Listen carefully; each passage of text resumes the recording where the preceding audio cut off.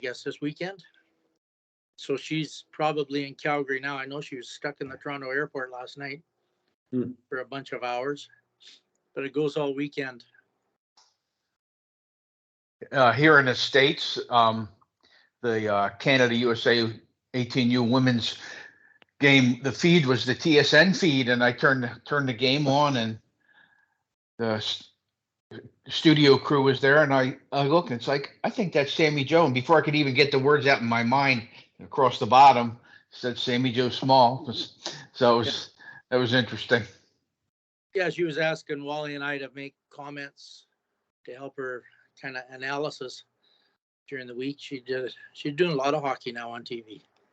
Oh, good for her. I'll tell you that game was as good as 10 years ago, the women's Olympic team. They didn't miss passes. I mean, they're making the right play. The only place like their breakouts, everything, carrying the puck, their skills are really good. Most of them get the blinders on once they pass the top of the circles. Yeah. You know, there's people wide open. They don't see him, like Kucherov, the plays he makes.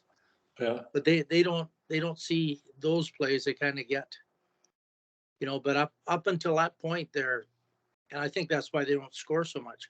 Up until that point, I mean, they're taking passes like they used to bounce off their sticks all the time, and they played the game really well. Which it sure wasn't the same team that played in the preliminary, right? I find that I'd be interested in what your guys' take on how the coach handled that result and what they did to turn it around. And I know Sammy Joe made the comment, I think between the first and the second period, that she kind of felt like the USA at that point in time were maybe holding their sticks a little tight. But in the gold medal game, Canada scored early, and that seemed to really set the stage for them from what I could see. Yeah, I think it really helped that they had to play Finland before that game, because after they lost 7-0, they were just awful in that 7-0 game. They just give the puck away like they're panicking all the time from the quick pressure. And I think that game against Finland really helped them. And then, of course, like you just said, that scoring that early goal. And it was a really good hockey game. Yeah. But both teams have a lot of skill. Yeah, I watched it really close. In fact, Tim and Hal, I went to the tryout camp. They had 2 games, and I felt we had 2 teams properly coached, which means let them play offensively. They would have, either team could win the tournament. And their head coach, like me, he's a defense first coach. He ran unbelievable practices that related to playing defense, but he had a group of gifted offensive players. And I felt that the way the tournament evolved is based on adversity. The U.S. had none. Canada did. And they gradually got confidence in their game. Whether they were let play offensively or not, I don't know, but they just needed to get to the final. And after playing Finland and looking like themselves, I thought it didn't surprise me, because the general understanding is in short-term tournaments, adversity helps. Well, it's like Sweden in the World Juniors all the time. I think in the last 5-6 years, they've lost 1 game in the preliminary round, and they never win medals. It's so easy when they go through and then they get to that playoff stuff and they get beat all the time. And I think I've been involved in the national program. I don't know if you knew Tim or Hal, but since 2000, coaching in 2002, I was a manager of player development and coach development for the program, and went across the country creating a curriculum and advocating for a vision and an understanding of how to develop players for the Olympics, not to win the U18 medal, but being able to become athletes, playing a system that could be successful. And every province in Canada was privy to that information. And we have U18, U22, and senior programs. And there was a vision in place. And I think that vision's most important. And I'm not sure where it's going to go down the road, but I'm really happy that Canada was able to win the gold medal, although it might have had more positive outcome ramifications in terms of vision and learning from losing had they lost. So Daryl Belfry and I have talked a great deal about it. It's we still play a game in the female level that's 10 years behind the game. And they're capable of playing fun fast game.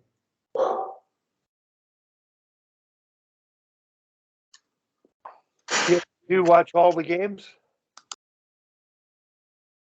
I watched most of the preliminary game, and I watched all of the gold medal game. Okay. Did you watch any other teams? No, I didn't have time to. Yeah.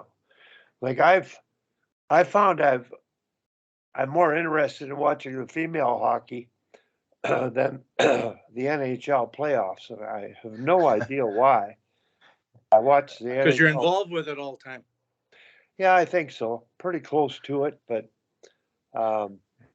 we still have to learn from the NHL. It's the best hockey in the world, and they're doing things offensively that are the vision for playing the game down the road. And I think we just have to get better at that on the female side. And if we let them play with more freedom offensively, we'll take the handcuffs off of the way they play a little bit. And I'm just hoping around long enough to watch them achieve the results they deserve. Anybody else watch the playoff game last night? Oh yeah. What were your thoughts? Well, they play such good hockey. Just there's no time. It's incredible how little time anybody has to do anything. If you don't know what you're going to do before you know what your options are before you get it. Like they lost on a turnover there. But I don't know what he did. He shot it out into the neutral zone or something, and then the Avalanche came in and scored. But it was kind of like a panic play. But I don't know. What are your thoughts?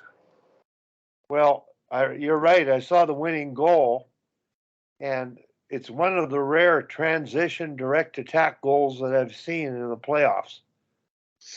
Most of the goals are in that crease area, dirty goals, shooting off rebounds, and that's sort of the way the NHL has gotten. And there aren't opportunities to score on direct attack or sustain possession and attack in the zone. So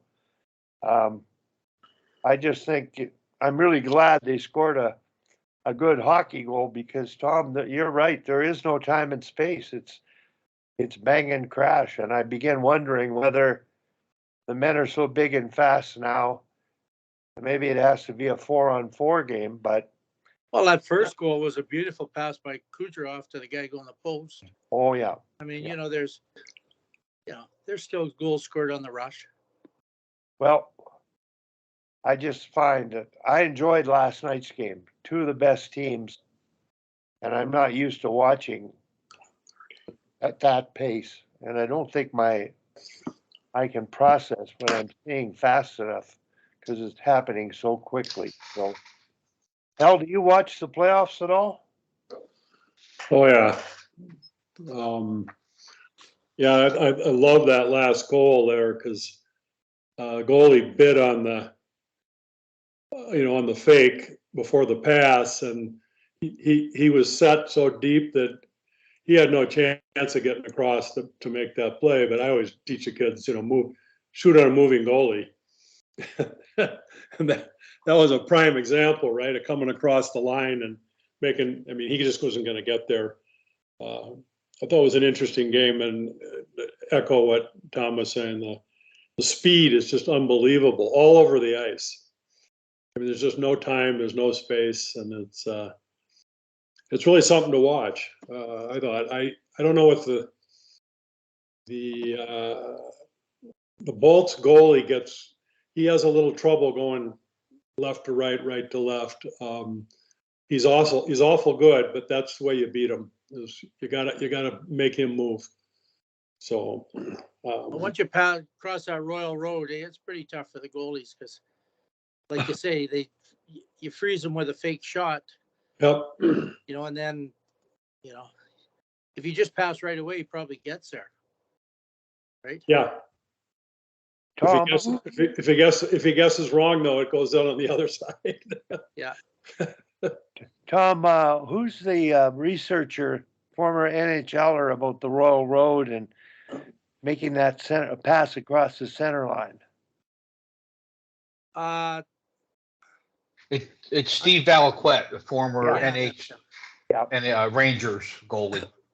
Well, just from a technical point of view, years ago, working with the women, we had Yuri Kralik, the Czech coach, come to work with the national women's team. I went there along with Thomas Pacina to the Czech Republic, and we did an exchange looking after each other's expenses. Yuri was a goalie. He played in 2 Olympics, and his backup was Dominic Hasek. So when he came, he did the most interesting clinic I've ever been a part of. And it was focused on focusing on goaltending scoring, how to score on goaltending. And I got a little package and put it together because he went into 2-on-1s and a progression of 2-on-0s first, just deliberately passing off the pad and then taking a shot and passing. Then he practiced fake a shot, pass, and double pass across the Royal Road. Now this was in 2003. I thought that it was a brilliant idea. I call it play poker with the goalie, and that's exactly what Hal said. You get a goalie moving while the shot's taken or having to move, you're going to have a scoring opportunity. So over the years, I put together a package of clips illustrating shots off rebounds, deceptive passing across with a fake shot, fake passes and shots, and then double passes. And that's something that kids can do, especially our national women can do. And I think that's something down the road that they can get better at because they do have more direct pass opportunities. But Tom, that relates to the drive skate first mentality rather than get to the middle of the ice. And I often wonder whether you should teach getting to the middle of the ice before you teach the triple drive and teaching direct attack 2-on-1s. So I don't know. In Finland, that's the key of everything. You get between the dots. Yeah.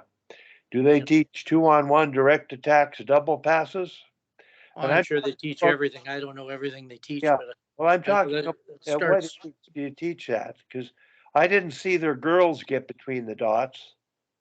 I still see them playing that 3-lane hockey, and I don't see good direct attacks. Speed, double pass, middle drives, fourth trailer.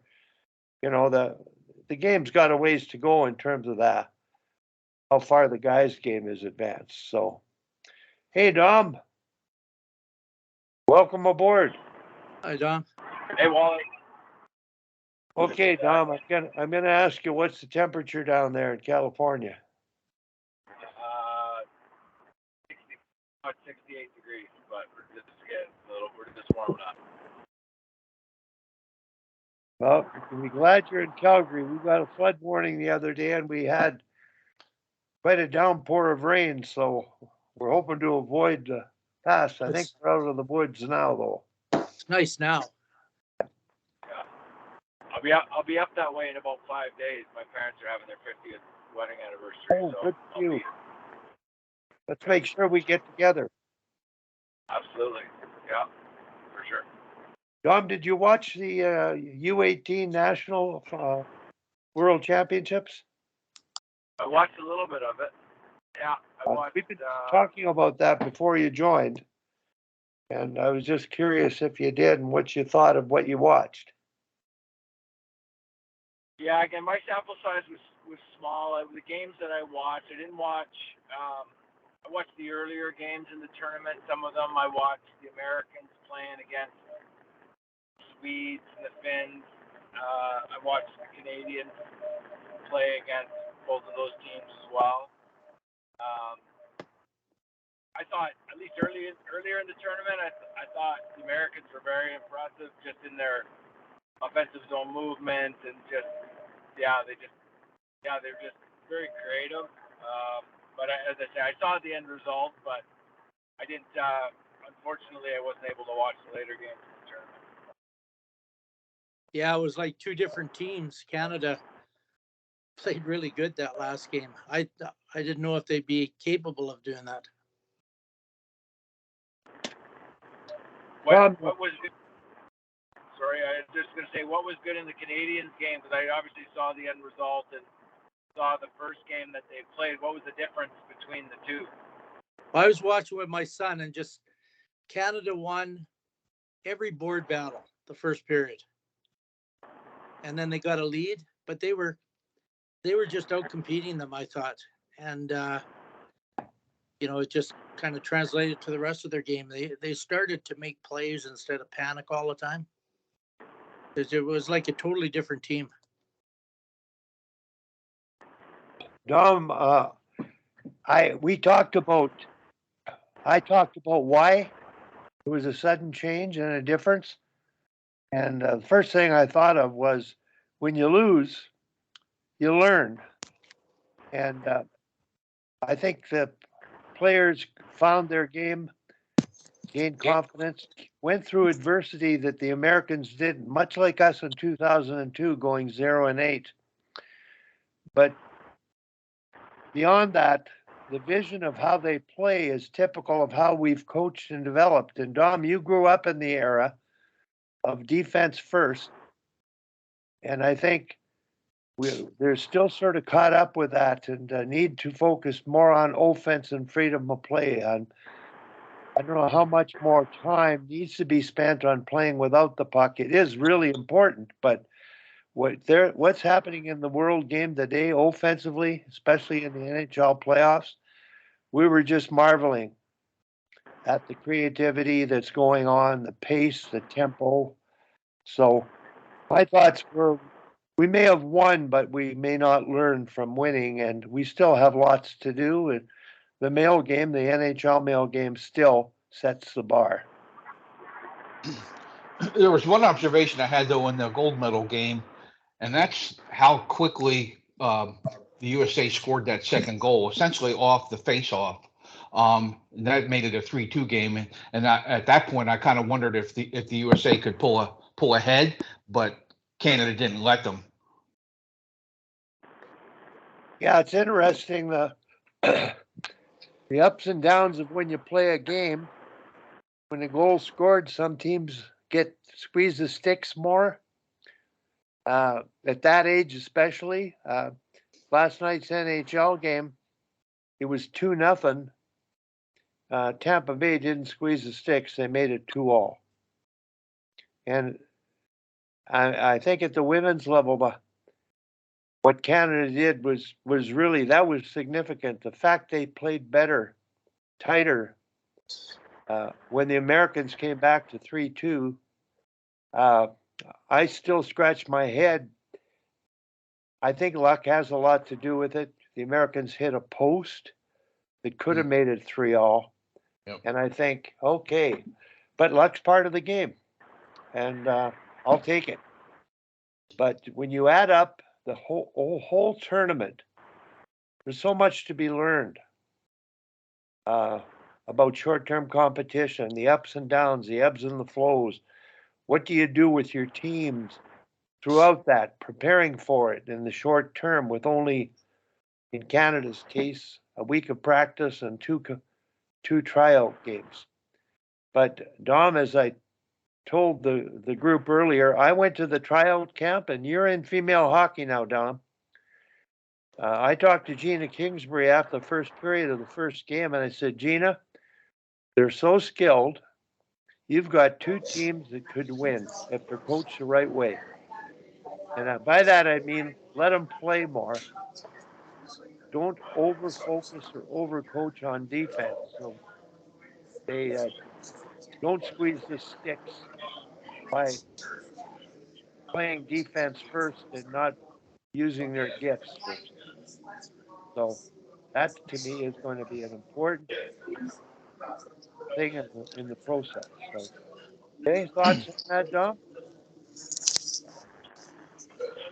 Yeah, I think you refer to the men's game and the success the one team's had over the last 3 years, and it's been brought up in the broadcast, time and time again. Is just their willingness, their willingness to pressure and to angle and to be able to stay on top of players, and I think. I think to me, I think part of it is the messaging, right? Because I agree,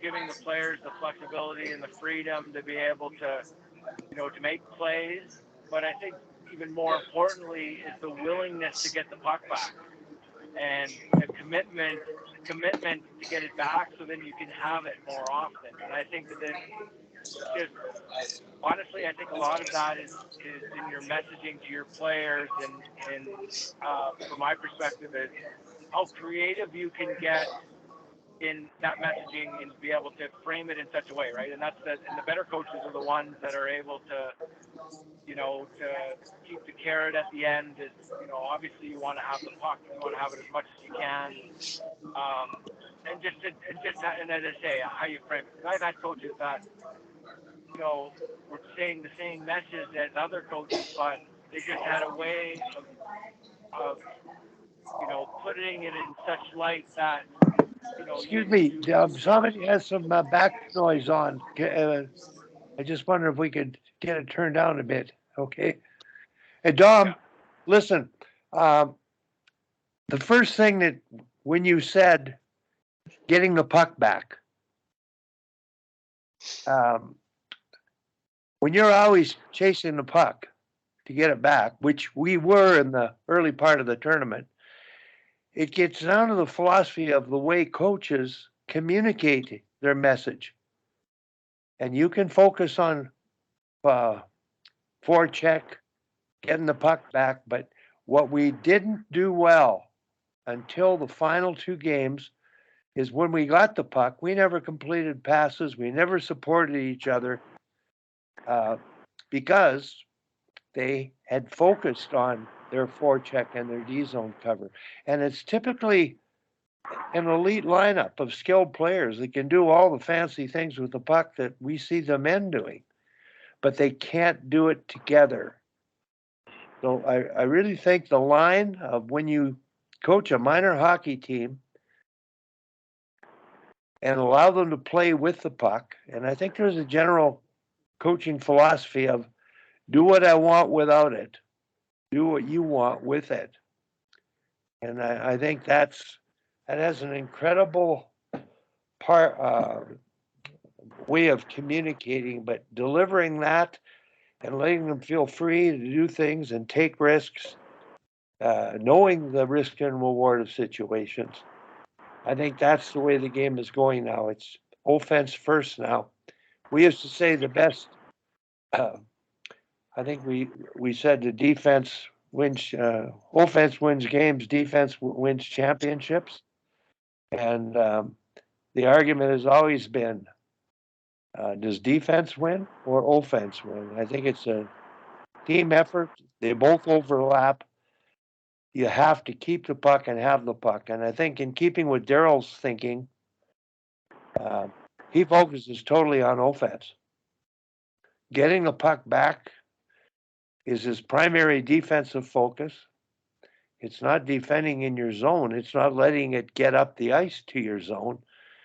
But when you get it, that's when we have to do more with it collectively. So I got to get off my stool. Who you got there, Hell? Who's that?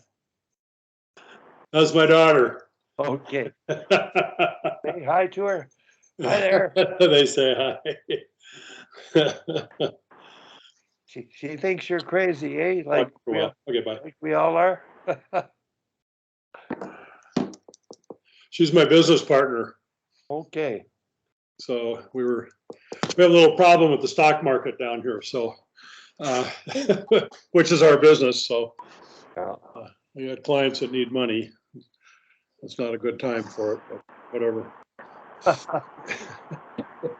So here up in Alberta there, you've got a little pollen issue going on. Anybody, is that where you are, Wally? Are you in Alberta? So you can't open the windows without getting your house full of pollen? Yep. Yeah, it's okay today, or maybe it's not pollen season yet. No, I heard someone talking, they're really having trouble. It doesn't bother me, but I'm supposed to go to Montana and go fishing in a couple of weeks, but they have a little water problem out there. The town that my mother lived in, called Red Lodge, Montana, the whole town's underwater. Yellowstone Park's closed. All the rivers are shut down. The roads are washed out. I mean, it's just like, oh my God. I may have to wait a while. So the storm we got was coming up from the south, from Montana. Oh, is it? Yeah. Yeah, like we had it for 3 days. It's gone now, but I'm sure they got the same one as us, and it was a big one. I got to run and talk to Dan Manich here for a second too. I'll be right back, guys. Tom, are you skating today? Yeah, got ice at 2. Well, I just got back from Winnipeg with my family, and it's sort of a sad time because I went there first time without my wife to visit people that we knew, my brother, sister-in-law, and nephews and nieces. So I'm editing the video of all the pictures I took and video I did the entire tour.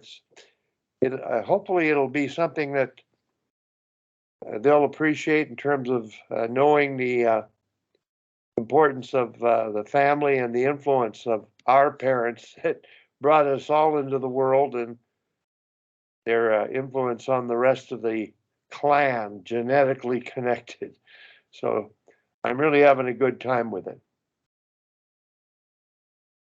Dom, what's your girls' hockey team up to? Not much. I mean, we're still recruiting right now. I mean, we're off season. We had a couple of the girls. One of the girls actually made the national camp, so that was great. And so yeah, we're just trying to manage and figure out schedule for next year and this upcoming year, and just a lot of the administrative stuff. Trying to figure out housing for. We got a girl coming from Minnesota is coming to play for us, so trying to figure that. Yeah, just as I say, administrative stuff. Nothing in regards to girls actually playing here for the next couple of weeks, and then we're going to a tournament at the end of July. We're going to a tournament in Boston, so we'll start have some ice times in July leading up to that. Did you get any players from Jordan for the Boston tournament? Oh yeah. I got quite a few. Jordan's coming as well, actually. Good for him. Yeah. So I've got a 06, 07 team, and we should have a pretty good team. Like I think there's probably 8 or 9 girls from up your way there, and then we've got a 2008 team going as well, and yeah, both the same. I've got some girls coming from New York, some girls that played in Shaddix that are going to come. So yeah, we got a diverse group. So. You know, for everybody on board, I'm going to get your opinion. Have you? Has everybody heard of the brick tournament? I've heard of it. Yeah. What age is that? Does anybody know? Is that U8 or U10? I think it's about Pee Wee, isn't it? I think it's right before. I could be wrong. I'm not sure, Wally. I think it's maybe U10. U10 is well. Okay. Not sure exactly. I got a phone call from a friend in my hometown thinking I was still involved in women's hockey, and he said, there's a major tournament on at the end of this week in Calgary. I believe at Winsport, Tom. It's a boys' tournament. It might be U11. And he's calling because there's a girl goalie. And he wondered if I would be able to get out and watch her.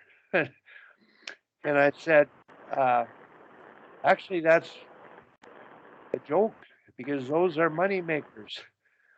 And you don't scout kids for the national team that young. If you see them, fine, but you let them grow, let them come along, and you watch them. So I may, as a courtesy, go, but I'm more concerned about kids playing year-round hockey like that, and at that age, and being fixated on that versus maybe playing another sport, or actually in the off season doing something with themselves that'll benefit them physically, physiologically. So anyway, the tournament in Calgary, Tom, I'll keep you posted on it. You might see some pretty good kids. It's supposed to be some of the best kids in Canada. They have, I think, 15 teams from across Canada at Winsport. Tim, you got any year-round hockey things there? Oh, well, the rinks always have something going on to try to get the ice fees. So there's spring hockey, and there's some summer tournaments that scattered around. But the most of the kids on the couple teams that I'm connected with play some spring sports. But there's some year-round hockey. But as a matter of fact, we just my daughter and son-in-law were talking to me about an email they got from the organization. It's they're announcing tryouts for the Quebec Pee Wee tournament. So there's always stuff like that going on. Tom, do you want to share the story you shared with me yesterday about your grandson in terms of his hockey growth and development and where it might have reached an impasse? I just think that well, what happened is I'd always encourage, like he played soccer in that early, right? Then he stopped and he'd get lined up to play some spring things, but he'd be getting calls. You got to be on this spring team. You got to be on this summer team. Everybody's on it. The coach of the Royals is going to be running it. And so he never did after he turned about 12, he just played hockey all the time. But I think, as far as him and his friends, because I've worked with them, their skills are off the charts. But then I watched them play the games, and they just don't create a lot out there. They don't go out there to make things happen. They go out there to not make mistakes and play their position properly and all this kind of stuff. And I would just love to see him just get the puck and carry it sometime and, assert himself, because the skill is there. And the same with the other guys, the skill is there. They just don't take it to the net enough and don't do those kind of things. And I just think it's almost they're trying to please the coach all the time. Can you talk about the Kindersley team and what you said to me yesterday, the junior team he played on? Well, that was last year was kind of a disaster. I mean, they traded their captains and then 6 kids quit. So I don't know. There couldn't have been great things happening there with all these kids quitting. So yeah, they just didn't have I don't know the ins and outs of it too much. I just, but doesn't sound like they were having much fun. Yeah, I think this is my opinion, Tom, but defense is always first with coaches growing up. And I think that the creative ability, the talent, and the skills that they have is being stifled by the way we coach. And in a sense, that's happening on the boys and the girls side.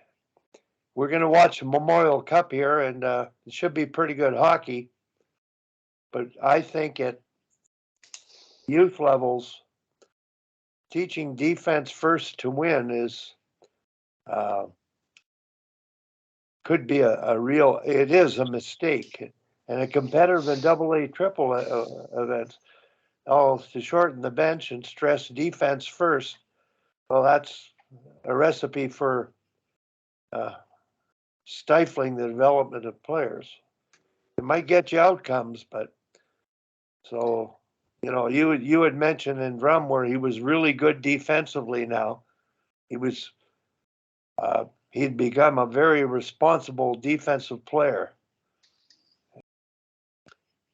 And I know you always talked about his offensive flair, which of course you bringing with your Finnish experience would have filtered into his DNA of the way he could have played. Well, what happened to him? He got a catastrophic injury first year midget. His bicep almost got cut off. The back checking drill. So he goes down one knee and stretches to knock the puck off the guy's stick that was in front of him.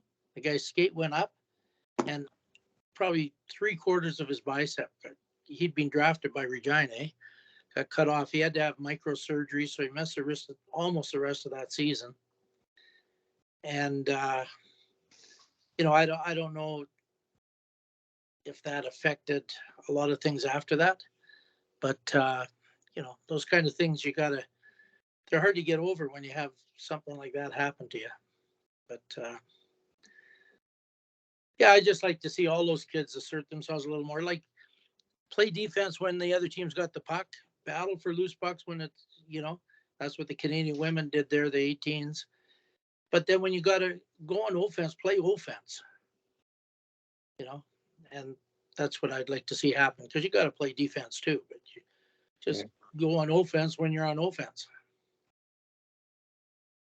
I don't know what's everybody else's thoughts about that. Dom, you were offense first, right?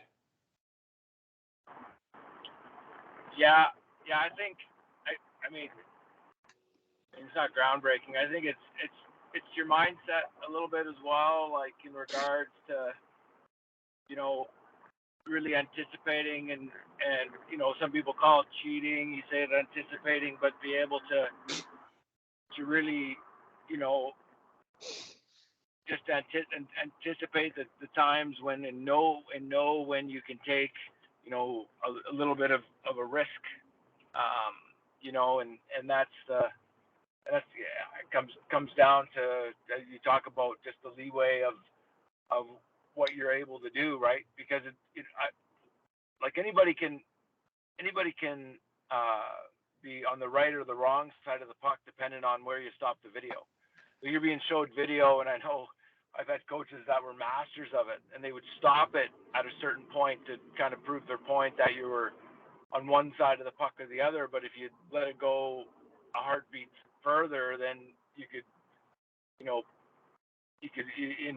theory, you could, advocate the other point on the other side. So it's about being able to give the players the freedom to, and I don't suggest that you're behind the defense all the time, but there's times when you definitely it happens so quickly in a game, that split second where it transitions from defense to offense.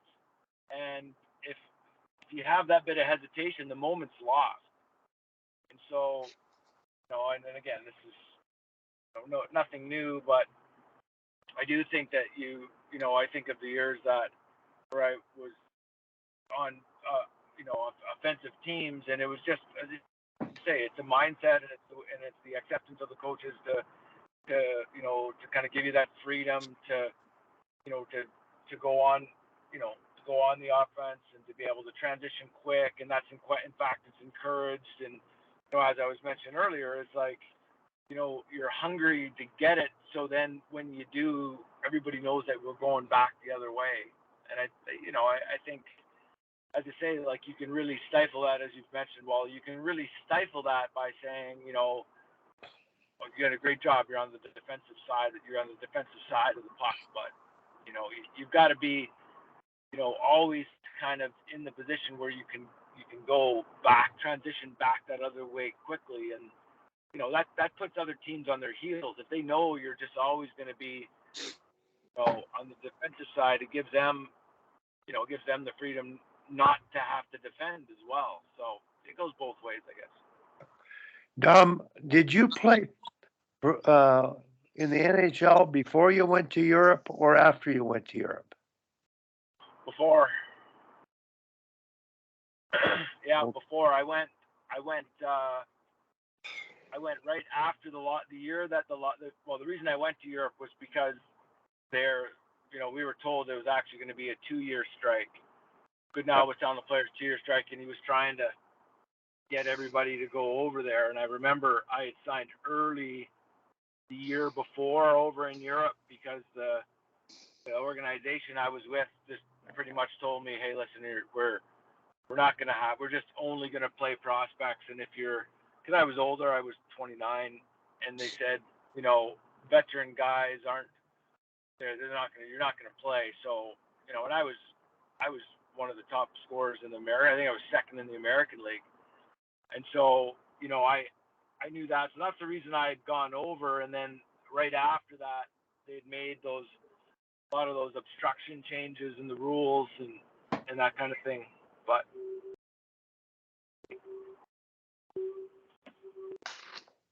I think the game changed. The game definitely changed after that for the better, I thought. Yeah. Dom, I was going to ask you, if you had to live it differently, what would you do different as a player? But now that you've coached, what would you do differently as a coach?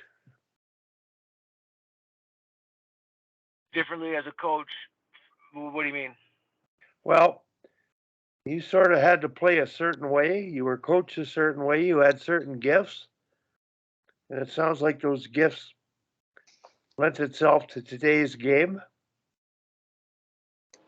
But you've coached in Stockton, and you're responsible for the power play, so I don't think you're worried about the risk and reward on a power play. But I'm just saying, now that you're coaches, how does a coach affect the way they play?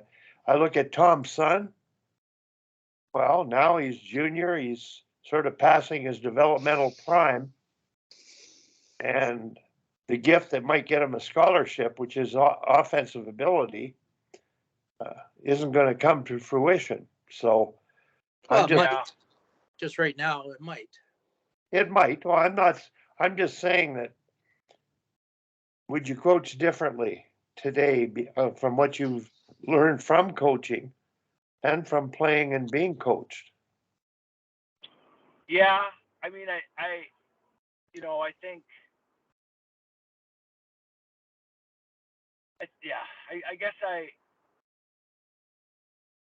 that's a tough one to say, because you understand and recognize what is going to enable you to play at the higher levels. For sure, it's the offensive side of things, but more than anything, it's the relentlessness, right? And so I don't think that would change the way I coach, like in regards to how relentless you need to be on both sides of the puck. but in regards to you know, the messaging and the concepts, and like I very much, you know, want the players to be able to possess and to be able to attack as five. I mean, these are all buzzwords. I mean, these are, you know, this is nothing, you know, earth changing or anything like that. But you know, I think that from my side, just seeing, and especially seeing the difference between the American League and the NHL, and just how much better the players are able to possess in the NHL as opposed to the American League. I think that, you know, you have to be willing to give the players that freedom of being able to, you know, whether it's to try to make a play to the middle and turn a puck over, because ultimately if you're not able to make those small little 4-foot passes into space and to recognize, you know, where body position is, then you'll never be able to play at a higher level. And so, but I find that you're able to be successful at lower levels by playing a very, very limited amount of success with being able to make, you know, wall plays and like putting pucks in deep, and to be able to, you know, forecheck. But as I say, at the higher levels, you can see the players. Like I watched during the pandemic, we were able to go in there and watch a lot of those games, like pretty close to ice level, and to see like McDavid and Draisaitl and those guys. And what really separated them was those small little plays where they'll draw somebody in, and they'll make almost a blind play into the middle, but you know, it extends possession, and it does all these things. And that was so evident to me what separated, you know, what separated those players. I mean, now those are some of the you know, best players in the world, but you know, in certain degrees, like those are the skills that will enable you to play at that highest level. And you know, in the minors, there was, I'd say a lot of times you would you know, you would reprimand guys from, you know, trying to make those plays, because they, you know, they wouldn't turn out, and they would turn into a chance against or whatever else have you. But yeah, I'd say that would be, you know, something that I would really focus on. And again, like, you know, these better junior teams, you know, for the most part, and again, I haven't watched junior hockey in a bit, but I would get the sense like you get a really, really highly, you know, skilled team, and you know, you just end up being able to, you know, the war of attrition, and just wait for your better players to make offensive zone plays. Like, chances are you'll win, but I don't know if you're really able to develop those skills to be able to make those plays in your own end, because they're risky, right? They're risky for sure, but you have to learn how to make those plays. You have to learn how to make those plays, and to, you know, all through all three zones, to be able to, you know, you talked about the ability to hang on to it. Well, yeah, there's one thing is hanging on to it, but it's another thing to be able, because there's sometimes where you obviously have to move it, and you have to have support and everything else. So that would be the big thing, Wally, for me, is to be better with being able to you know, deal with those turnovers, which you're inevitably going to have when you're encouraging to make plays into the middle of the ice. Yeah. Well, my wheels were turning as you talked, because I watched Edmonton play Seattle in the final. I never saw any small area plays. I saw some good direct attacks and incredible pursuit. And for our American friends, the Edmonton team, I think, has 7 first-round picks on it. And that's pretty good hockey team. And I don't know whether that's the age to start making small area plays, but I'm going to the women's team at the U18, the first 2 games they played, they lost to Finland, lost to the US. And this statistic to me at that level, when they turned the puck over, they couldn't make a play under pressure. And I'm not talking small area plays, I'm talking a headman pass. And that was concerning. In the final 2 games, they were able to do that. Tom, I don't know that they made small area plays. I don't know if they cycled. Well, they started to scissor and stuff, which they didn't earlier. Yep. You know, like I saw a lot of good things happen. The one thing they couldn't handle was when the American player got the puck and skated up at the top of the circle. Yeah. They didn't know who should they drop her, and that's how most of the chances for the Americans came. But yeah, I thought they started making little short plays and scissors and stuff How do like you that. prevent that, Tom? Pardon me? How do you prevent that? How do you coach that to defend that? Well, I don't think you can drop your player. Once you've got someone, you can't drop them. You have to stay with them. I don't know. Do you guys agree with that? I do. I advocate, especially small ice, finish the check before the hash Well, mark. but this is when a player gets a puck on one side, Yeah. maybe on the hash, Yeah. and skates up towards the point and out all the way across to the other side. Yeah, You it's know? man on man coverage, Jay. There's that seam. Yeah.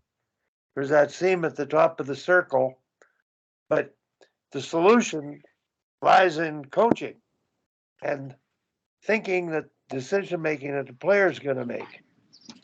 And that's why I asked Dom the question of thinking at the NHL. We can execute at the international level, at the Olympic level. The girls, I think, are cerebrally capable. They have the skills, the same skills as the NHL players. But the application of those skills and the decision making hasn't been nurtured, hasn't been promoted. It may be stifled. And there is that balance between defense winning, offense winning. And I think we won defense first, but we brought an offensive game to get up 3-0 early. And They battled, like Dom was saying, they battled, competed. Yeah. They were gritty. When they lost 7-0, they weren't gritty whatsoever. You know, and you know, they matched the Americans on that. That's what I thought. I'm just going to ask everybody, Hal, Tim, and Dom, how many of you have coached your team? How many of your teams have been badly beaten by a team and been able to come back and respond and compete or beat that team? I think for us, in high school hockey in Minnesota, we're forced to play teams that are way better than we are. Just because the way they structure the conferences and the sections, and we get teams with highly recruited teams, scholarship kids, and then we don't do that. So you're down 15 goals every night. So yeah, that's a great question. How do you deal with that? Players are pretty smart. They understand the situation. So we would do things like float wings at the far blue line, and we'd set up, so we play 3-on-3 in our zone, pull their D out of it, and our objective then was just to try to get 2 or 3 or 4 or 5 breakaways during the game, and so we set up ways to, in sort of a way to have some success without winning the game. And it worked pretty well, actually. I mean, at that age level, we're only one out of, I don't know, what's the number, Tim?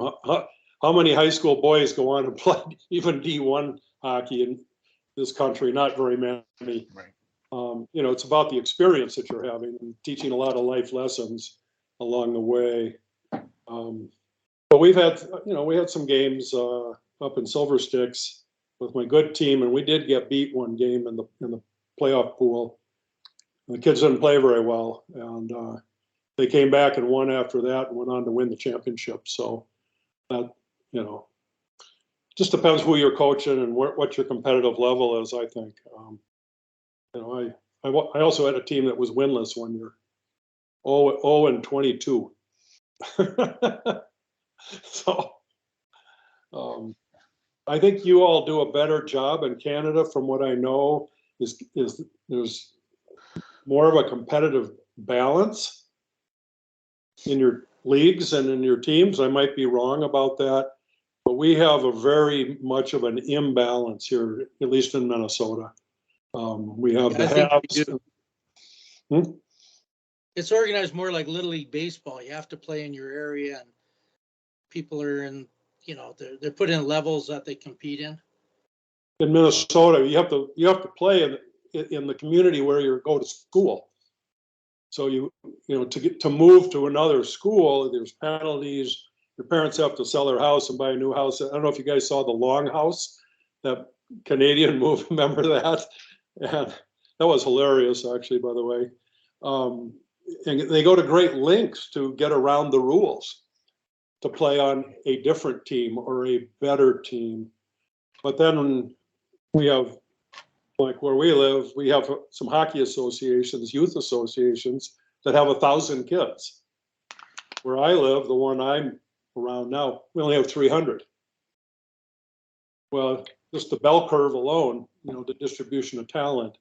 And then the best kids get recruited to, you know, and scholarshiped out. So it's really difficult because your competition. I always tried to schedule some games where it would be hard for us to win, some games that we would be 50-50, and then try to get a few games that we had a pretty good chance of winning. And my goal was always to at least be above 500 for the season. And then maybe by playoffs, the team's is good enough to win a couple of games that they wouldn't have won during the season. And we were successful with that several years, actually. So I listened to a podcast a couple of days ago with a couple players who are NHL, American Hockey League.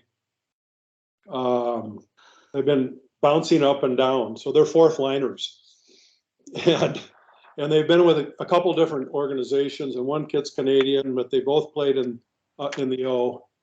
And listening to them about their experience as a fourth liner, because we always, you know, everybody loves the first liners, and you know, arriving at the rink before the game, hoping and praying they're in the lineup.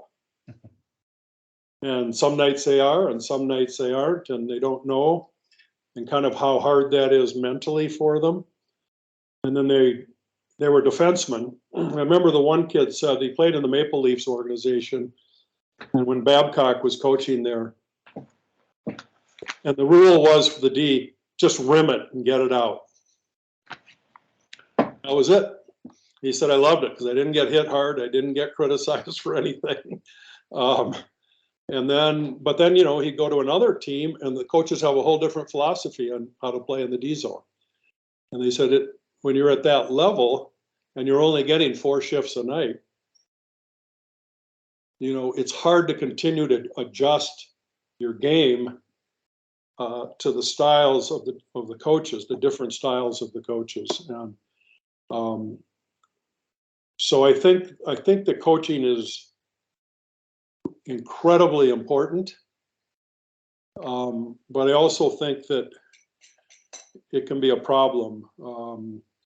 Example is Tarasenko down in St. Louis. And he comes back after, 3 shoulder surgeries. And my friend Jim Johnson was assistant coaching down there. And Tarasenko did not want to practice with the team. He wanted to practice with Jim. and work on his skills, because Jim says he thinks about the game differently. He's Russian. And he wants to work on the little things in his game that make him a better player, not sort of the big group stuff. And he and the coaching staff did not get along at all. The head coaches, they wanted to trade him because they didn't like him. And then that was a year ago. And what did he do? He scored 35 goals this year or something. And so it's this, Wally, I see you bouncing your head there. It's like coaching is so important with your players. And yet I think coaching is underappreciated across the board. Easy to fire the coach if players don't perform. I think there's 9 jobs open right now in the National Hockey League. Yeah. He's on the phone with Columbus, Kraken, Anaheim. I don't know who else. They're all looking for coaches right now. See, you're talking the NHL level, the Tarasenko story, wanting to practice on his own, basically alienated him from the coaches, but he knew what he was doing. Yep. The coaches didn't. Right. That's what I'm saying here. The problem is the coaching. The players, like Dominic Pittis mentioned, those small area plays. Yeah. And Darryl Belfry talked about something he took away watching McDavid and another superstar for Matthews playing keep away against similar superstars, a game of 2-on-2 keep away. And he talked about everything was an area pass. Mm-hmm. Yeah. And thinking ahead to a space and being deceptive, looking one way, passing another, and the receiver biting and faking which way he was going for the defender. So those subtle extra things that Tarasenko wanted to work on at the highest level, they go into it. Yeah. And I'm saying at the international level on the female side, it's time we spent more time on that. Yeah. Even the American team, as good as it is, the number of completed passes they make, the possession they have, we haven't reached the level on the female side of the small area game, the deceptive passing to the degree that the NHL guys do. You can always learn, and I'm just hoping that the female game picks up on what the male game is doing at the highest level. But like you mentioned, even some of the teams and coaches that level don't like that degree of skill and risk that it might cause. Well, Wally. Yeah. Well, like that area pass, like Mike Rogers played with us for a long time, and that he never passed to you. He passed to where you should go, and it was, and then he would stick handle and pass to himself instead of try to go by the D, with the puck. Yeah. He had this little knack of just putting it behind the D, and then he had to just get his body there because he's not a very big guy, eh? Yeah. And he scored over 100 points a bunch of times. And then Rico plays with us, and he played in a line with Gordie Howe when he started in Houston. And he takes all the passes with one hand. And I said, Rico, why do you do that? He said, well, Gordie told me it's better. So he takes a pass with the one hand, and he puts his other arm up. He's right-handed, so he puts it, and he boxes out so you can't get to the puck. And then he gets two hands on the puck, but he can take, and all the pros like that, they can take any pass. You can't give them a bad pass. If they can reach it, they get it. And so those are kind of unique things those two guys did, to be, really good players that we don't, as coaches, basically don't teach them. The one-handed catching, because these sticks, the puck bounces off it so much. The kids use a curve, and I started showing him that exact thing, especially with a long pass, a long diagonal pass, or a long pass up the ice. And kids, this is with the girls too, because the girls have a terrible time catching passes. And it really works. And they were going, wow, this is really cool. And the other thing is, if you can reach further with one hand than you can with two. Yeah. Right. So you expand it. So the pass doesn't have to be on your tape. You've got a wider area for that pass, so you can reach for it with one hand. Two hands, you're not going to, you probably lose 6 inches of reach. And when you reach, you got to raise your top hand a little to keep that stick flat. Yeah. Otherwise, the bow gets way up, right? Yeah. So it's a great skill. You can rotate your top and wrist so that your blade is square to the puck. Yeah. So it's a better target, more obvious target, square to the puck. Soft hands, catch with one, target with one, catch with two. You eventually do it. That's the thing is, like, I do this small horseshoe drill where they leave from the hash, they skate, and the other players have left from the hash, and they're before the red line, they're going across. And that drill there, you can tell whether people can take passes or not. And they get on the back end, a lot of them, it just bounces all over the place. And then if they go with the one hand, it's like night and day, if they, deaden the puck so it just doesn't bounce ahead of them. But I know I had this midget AA boys team about 5-6 years ago, and a bunch of them could not take a backhand pass to save their life. And it is a big skill that players have to work on for sure.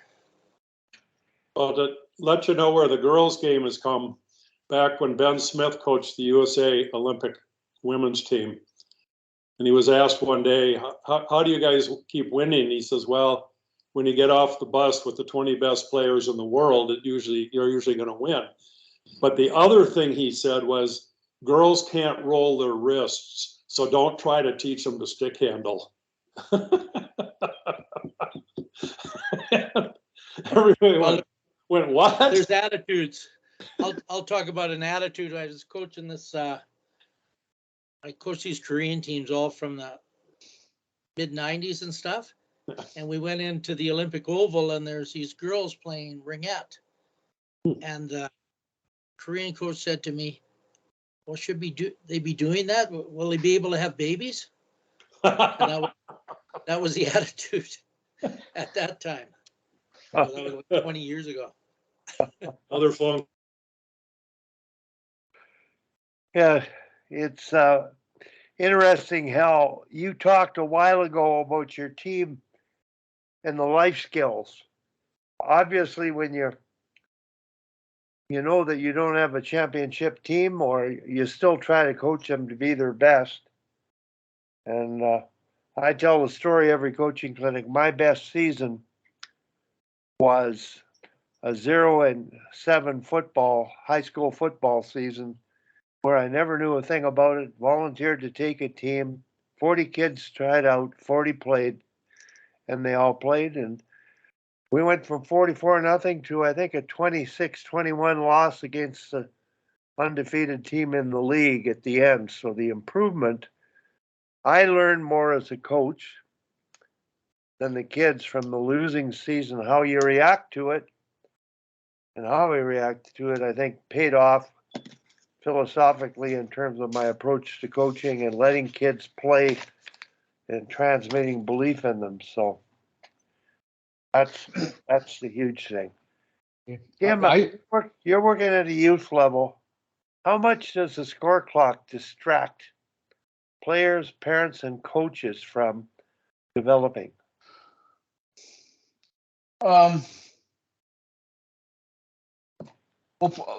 coaches are under some pressure to win games, and that pressure can come from the parents, and it can come from the organization. And you feel like, well, if we're not winning games, I won't be able to keep the team, or I think the pressure to win at some degree is just kind of goes with the territory.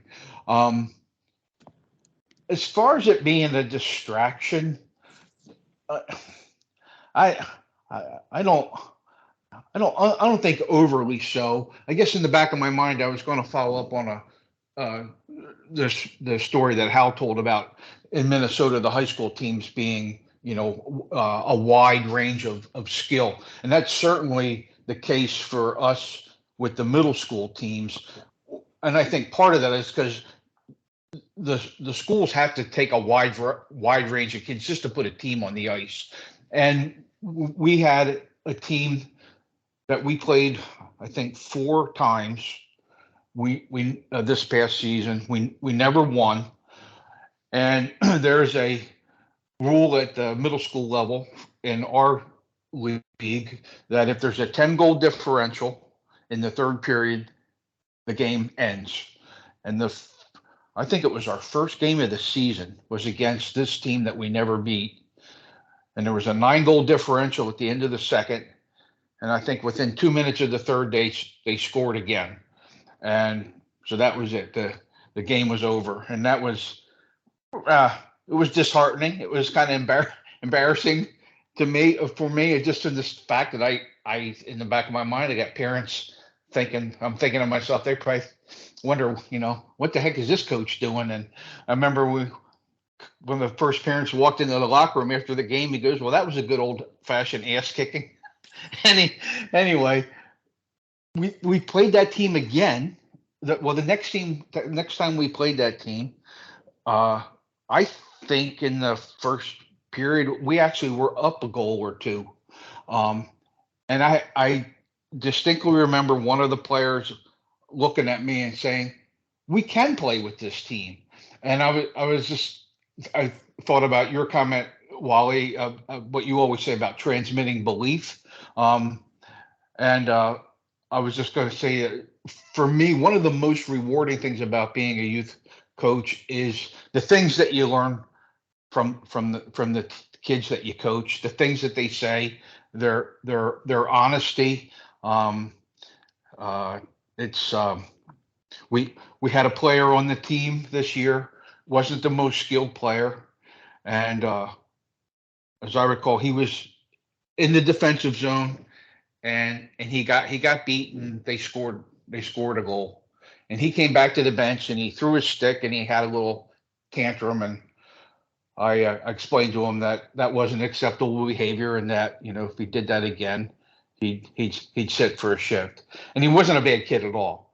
And I don't think it was that game, but I think it was the next game. That rascal blocked a shot. He went down like a heap of bricks, but got right up again and stayed right in the play. And I thought that's really good that he reacted that way. And then we had another game where we played this team that we could never beat, and they had a couple of AAA level travel players on their team, and they could bring it across the blue line and just rip a slap shot and beat our goalie clean. And after 2 or 3 times of that, it can be pretty disheartening. And I think our goalie was a 6th or 7th grader, and he was at the end of the game, he was crying in the locker room. And this young man who I had disciplined or told him that his behavior of throwing the stick and all wasn't acceptable. He went up to the kid, the goalie who was crying, put his arms around him and gave him a big hug. And it's just things like that you observe in the locker room and on the bench working with young kids. I went over to him later and I said, you're a good teammate for doing that. Anyway, there's lots of stories like that. But I find that for the most part, the kids are very aware of when things are fair and when things are not fair. And as far as how we react to some of that as coaches, I think it was Ken Dryden had made the comment. He called them brush fires. You know how you have a game and the kids didn't break the puck out very good. So okay, next practice we got to work on breakouts. And then the next game, they don't pass very well. So the next practice got to work on passing. And you're always jumping from one thing to the next. And I believe it was Ken Dryden called those brush fires. He said, don't get caught up in putting out brush fires. And so we didn't change how we coached.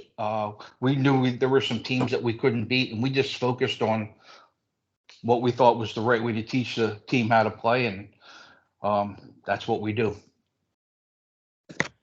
Tim, it sounds like you got the philosophy piece down of how to coach. I want to relate what you said about the kids. You believe in themselves, not from the outcome necessarily, but from you recognizing their value, their worth of what they're offering to you. I want to high jump to the national women's level and talk about Marie-Philip Poulin and a transmit belief story. The Americans, we hadn't won an Olympic gold medal in some time, and we did this time. And Marie-Philip was interviewed on a local radio station, a great sports broadcaster. And he asked her the question about, they won the gold medal. She said, what was the difference? What was the turning point where you thought you could do that? And she said, and this is really important, the most important point was, moment was, I never played in the game. I was injured, and the team beat the US 6-0. We knew we could beat them. We believed we were as good as them and could beat them. Myself watching, I had no doubt. Once they got rolling and the way they played, they all elevated their own games. So I think that the art of coaching is getting the most out of everybody at the highest levels. And I think the girls have more respect for themselves. They're more valued by one another and the coaches. So they believe in themselves as a team. And, I'm just saying, you went from 10-0 to being up in the first period of the next game. That's phenomenal. They were competitive. They weren't destroyed. And Dominic, I wish he had stayed on because he could tell you stories where he's down 7-0 in a travel tournament with his U16 girls, and the other team is throwing out their best players to run the score up. So those are the things that go on that hurt the game, aren't developing the life skills that people need to learn. And I think that's the essence of why good coaches keep coaching, is do the right things the right way. So I'm not sure, Tom, anything else you've got on your mind? Hell, what were you down south for? What was I down south for? Yeah. I was in Colorado, and that was my 50th high school reunion for 3 years late. I went to a private prep school in Colorado, and that was pretty fun. Down in Phoenix a few weeks ago on business, a little warm down there. California to visit my son recently. He's in LA. So I wanted to sort of comment about what you were just talking about. That high school team I've been coaching, the boys team, was really a B team in an A league. And yet, almost every team I've had the honor to coach over 50 years now has achieved higher than their talent level would say they should. And it's just not my opinion. You can look back at how they performed as a group in early, when they were younger. And the team that went to the national tournament did not win at Squirts, did not win at Pee Wees. We went to the national tournament at Bantams, and they did not win in high school. And I just think if you're there, if you treat the kids right, coach them right, they will perform at a level that they've never performed at before. And it's not always easy every day. But I had lunch yesterday with one of my former captains. And I just connected him last night with one of my other former captains. And these relationships just go on and on and on. And I know that isn't really normal. Because by the time a kid's in high school, he's had 100 coaches. And those relationships, they don't have 100 relationships with coaches. So anyways, there's ways to do this, and it sounds like Tim's doing it, and I know you guys have been doing it forever, and it's why I come on to this call every week, because I want to be around guys like you. Yeah. Darryl Belfry reinforces that thought. He was embarrassed when he ran into players he coached in Pee Wee. I think maybe 8 years ago. And they turned away from him. Oh, They walked away. And he understood he didn't play them. He coached the wrong way. And he understood that. And that was one of the most hurtful moments in his coaching life. that's interesting. Sure. I'll be sitting in a bar somewhere having a burger and a beer, and a guy will come down the bar and he said, "You remember me?" Yeah. And I go, "Well, give me a little help here." 1976 Squirts. Yeah. That was awesome. Here's this guy, no hair, 245 pounds. Do you remember me? Unfortunately, I look pretty much the same as I did in those days, but those kids don't. Yeah. Yeah, so. Those are great stories. Yep. Great stories. So I got to run, guys. Hey, it's always a pleasure. I'm going to be traveling again a little bit this summer, but I'll try to, dial back in every week if I can. So. That was great. You could be on, Hal. No, I really appreciate you all. Thanks a lot. great to be on. I got to give Mike Manelli a call because I might have scared him off. He might have been the background noise. So I think everybody has a mute, but we need. He's going to set up a guest or two. I've got some thoughts in the back of my mind of people to get on, and I was looking at talking to Troy, the head coach of the national female team, and sharing his insights because I believe he appreciates the offensive side of the game more than most coaches that have worked with that team, and even more than myself when I was involved. And he and Darryl have crossed paths, had long conversations about it, and I think Darryl's influence has been really, really important in opening the doors a bit. And as Ben Smith used to say, open the barn door and let them out. And I think the kids just want to play and they want to have fun. They don't like sitting on the bench and being yelled at and screamed at. So, okay, I got to run. I've got to go and buy some kitty litter. Yeah. All right, guys. Have a good week. Okay, real good. Take care, everyone. Okay. Tom, I just want to, are you going to pop in on any days at the goalie camp? I looked at it and I can probably come on the weekend because it's kind of where they're having, when they're having meetings and stuff like that, that's when I go. So the weekend is when I can go when the ice time's on. Now did you see the topics they've got going on in classrooms? Yeah, I did. They're pretty good. Yeah. They're really good topics. I'd love to hear those. Like the psychology of coaching a goalie to me is holy boy. And Tom, I'm going to forward you the email where that kid's coming to this elite tournament. The girl that's playing boys hockey, I believe U11. Yeah. And Well, that's a I brick up in.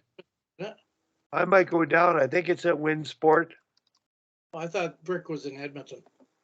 It's not the brick tournament though. It's a different one Oh. here in Calgary. It sounds like the brick. It's the brick always occurred in Edmonton, Yeah. I think. So I just forwarded it to you. And I don't know if I'm going to get out or not. I'm having so much trouble scheduling anything around my medical appointments. So, Yeah. anyway, Well, I might golf with TJ, and he's having some medical problems right now. what's up? He's got myocarditis, the sac around your heart. Yeah. It's some kind of infection in it. So he's he thought he was having a heart attack. So it's inflamed. So he's on a lot of anti-inflammatories. Yeah. Yeah. So when we golf, he's got to have a cart. The doctor said you can golf, but you have to golf with a cart. Yeah. Stuff out of his heart. And then Mike was in an interview for my job yesterday at SAIT. Yeah. So I hope he gets it because he's They good. haven't decided yet, eh? No, they hired a new assistant athletic director.